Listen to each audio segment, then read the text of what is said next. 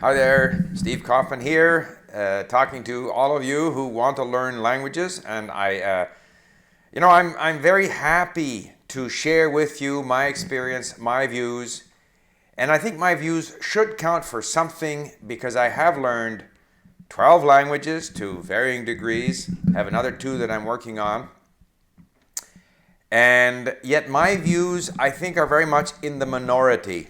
Okay, I'm going to talk today about active and passive vocabulary. And I'm going to say that there is far too much emphasis placed, both in terms of how we teach languages and the things that people worry about when they learn languages. There's too much emphasis on active vocabulary. It's this old question of, developing an ability to speak, or rather focusing on building up your understanding of the language. It is impossible to be fluent if you can't understand. It is impossible to claim that you are at some level. They have all these numbers, B1, B2, C1. Whatever you claim, you can't claim that you speak at that level if you don't understand at a much higher level. Because the native speaker with whom you're going to speak is always going to have a bigger vocabulary than you do. You have to understand what that person is saying. What's more, in any language, even our own, we usually spend more time listening than we do speaking. You've got to understand what people are saying around you. What do they do in classrooms? They try to force people to speak correctly. And I think I read something recently about how anything that we cram will only stay in our short-term memory. Anything that we learn against the grain is only going to stay in our short-term memory. Things that we acquire through regular and enjoyable repetition is going to stay with us. And that is why a language learning method that is based on lots of listening and reading, I know I'm a bit repetitious on this, it's going to stay with you. You're going to be able to revive and refresh those languages easily, as I have done with my Italian, which I haven't touched for the longest time. And then a couple of weeks of listening and reading, talking a little bit with our tutors at LingQ, and it comes back stronger than ever before because it's in there soundly, because it's built up based on this very large passive vocabulary. There was a talk at TED that showed up on my YouTube channel. You know how they recommend things for you to watch. And there's this fellow, maybe I'll put a link here, but this linguistics person saying things which I considered simply to be untrue. He said, the biggest obstacle people have in language learning is their fear of not being able to speak. And the way around that is you just don't need so many words, you just need a few key words, and then you can speak. But you won't understand anything. That's an even worse situation. To me, the biggest fear I have is not understanding what people are saying to me. Just as a matter of defensiveness, in order that when we do speak, there's no question that when you speak, you are going to struggle, stumble, it's embarrassing, you can't say what you want, all of those things, for sure. But if you at least understand what the person is saying, if you have a large passive vocabulary, you're going to do better. You're going to understand better, and now you have some time with less pressure to try and try to activate some of your passive vocabulary. And the passive vocabulary does get activated as long as you speak. At some point you have to speak. However, it is amazing how much you can learn just through a very consistent program of listening and reading. And someone asked as well here, do I listen repeatedly or repetitively to the same material, or do I read or listen more extensively in order to acquire a large vocabulary? Well, initially, in order to become familiar with the language, you have to listen to the same limited material over and over, because you can't even at first tell where one word begins and the next word ends. You have to get your brain used to the language. But within a month or two, I move on to extensive, because I want to cover lots of vocabulary. And with a system like LingQ, I hate to always refer to LingQ, but it's possible to deal with vocabulary that has 30, or at least to deal with texts that have 30-40% unknown words. So I very definitely move into a more extensive pattern of listening reading with the goal of building up my passive vocabulary. That's why at LingQ, the number one metric, the easiest thing to measure, is the passive vocabulary. How many words can you more or less recognize when you see them or hear them in a given context, even helped by the context? It doesn't matter, because all these words, you're going to see them again and again. If they matter to you, if they're important, they'll come up again and again. If you are listening and reading in an extensive way, they'll keep coming up. You'll see them in different contexts. You'll gradually get a better sense of what they mean. You don't have to nail it down the first time you come up against it.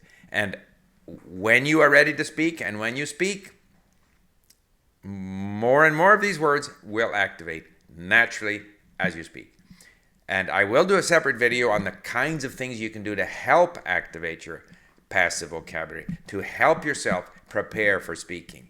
But you know, the idea that as you start into a language, you're going to try to speak the language, to me is simply nonsense from a language learning efficiency point of view. It may be what people want to do, I have no doubt about that. And most people are quite unsuccessful at language learning. When you basically don't understand what the person is saying, you aren't going to have a very meaningful conversation.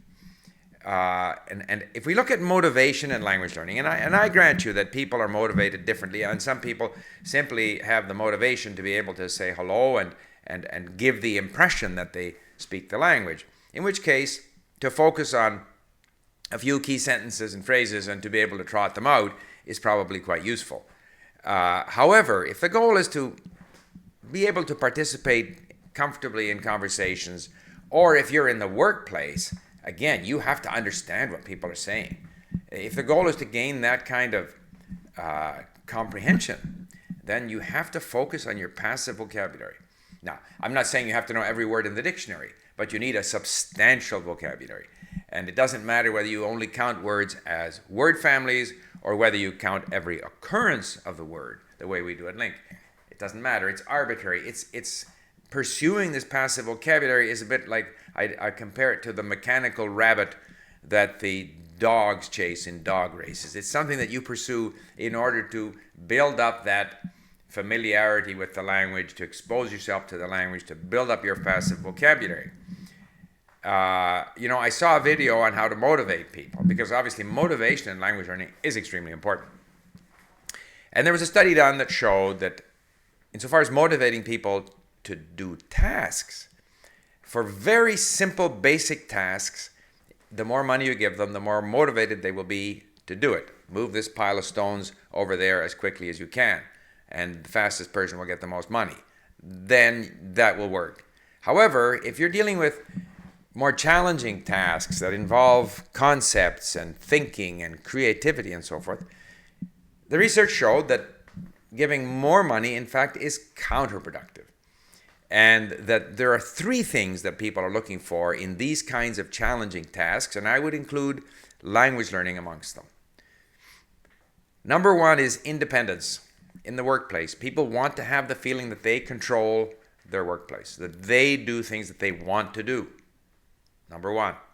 Number two is what's called mastery, the sense that the challenge is something that you can cope with, just a little bit difficult for you, that as you're doing it, you're developing new skills, you're increasing, you're becoming more powerful in terms of your abilities, you're achieving this mastery over a set of skills, a task, and so forth. So the first one was independence, the second one was mastery, and the third one was purpose. People like to do jobs that they think are meaningful, that serve a useful purpose. So if you can give an employee the sense that they are independent, that they can achieve mastery over the requirements of the job, and that the job that they're doing is important and useful, then that person will perform better than someone who you just simply reward with money. Now, how does this relate back to language learning?